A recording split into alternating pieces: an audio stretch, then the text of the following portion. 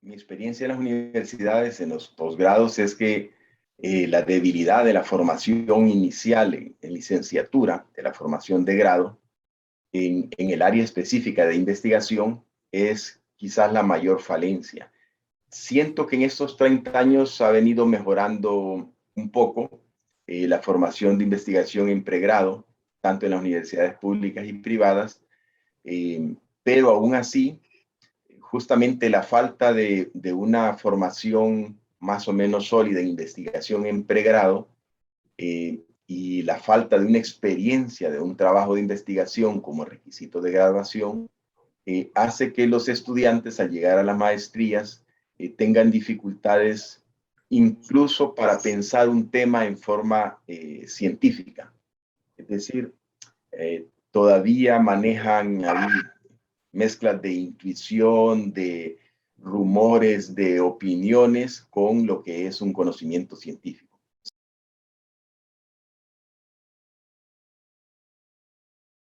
Yo creo que en esto juegan un papel muy importante los asesores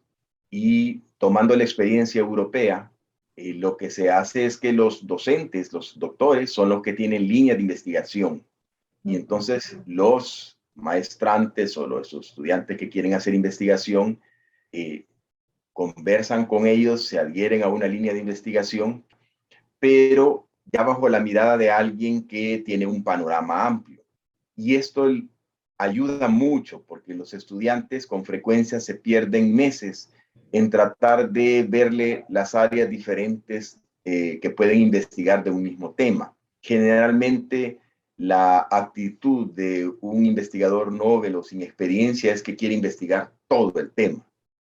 Y la ventaja de tener un asesor que ya es experto en el tema o en esa área es que lo puede orientar a aquellos aspectos más relevantes de mayor impacto como conocimiento en ese momento. Y retomando una idea de la pregunta anterior,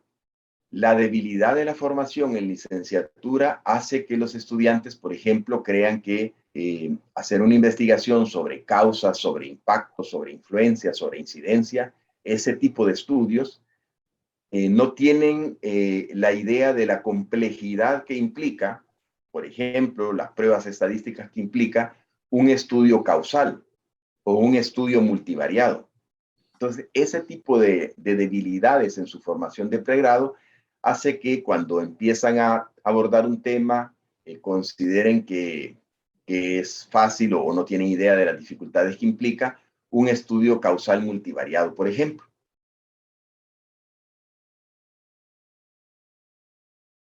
La mayoría de las maestrías en las diversas universidades públicas y privadas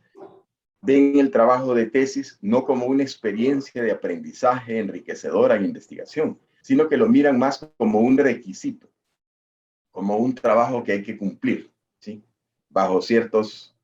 criterios básicos, pero descuidan la parte formativa de investigación.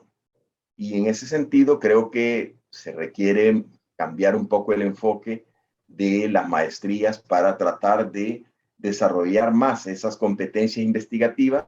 que le ayuden al nuevo profesional, ya con su maestría, a investigar en su campo de trabajo, a ser más innovador, a ser más productivo en su campo de trabajo, manejando las herramientas básicas de investigación en su área laboral.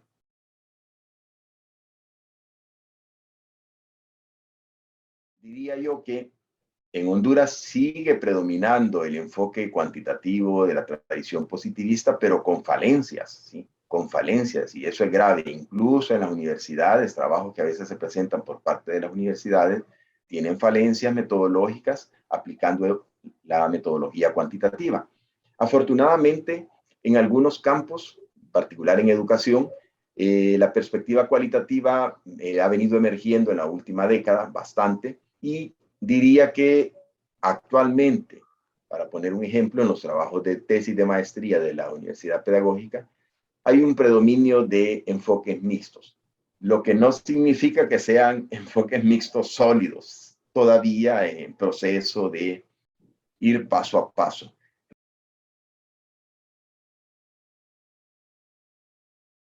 Una debilidad que uno les habla mucho a los estudiantes es que la investigación científica, como es un aporte de conocimiento, no puede partir de simplemente la reflexión filosófica en casa, sino que parte de la lectura exhaustiva de lo que ya se ha investigado sobre ese tema, qué es lo último que se sabe, qué es lo que se sabe en el contexto latinoamericano, qué se sabe del tema en Europa o en los países desarrollados, que es necesaria mucha lectura para poder hacer un trabajo científico que realmente aporte. De lo contrario, con frecuencia los estudiantes tienen ocurrencias interesantes, pero la falta de conocimiento sobre el estado del arte del tema les limita para hacerse preguntas interesantes. Y aquí es donde intervienen los doctores, porque los doctores sí se supone que están más o menos al día en el estado del arte del tema. Entonces, eso de la lectura exhaustiva, rigurosa, amplia, que ahora es accesible con Internet y sobre todo con las bibliotecas virtuales de las universidades, es algo que los estudiantes con frecuencia desdeñan, no le dan suficiente importancia. Y muchas veces la riqueza y el impacto de una investigación no está en los porcentajes que presenta, sino en la interpretación teórica que está detrás de esos datos. Y esta parte de vincular la teoría con los datos es lo que con frecuencia los investigadores nobles no entienden y necesitan que alguien les explique para darle suficiente importancia. No hay investigación científica relevante si solamente se recogen los datos sin un soporte teórico atrás que permita desde el diseño de la recolección hasta la interpretación. Entonces, esa parte creo que es donde más debemos trabajar todavía.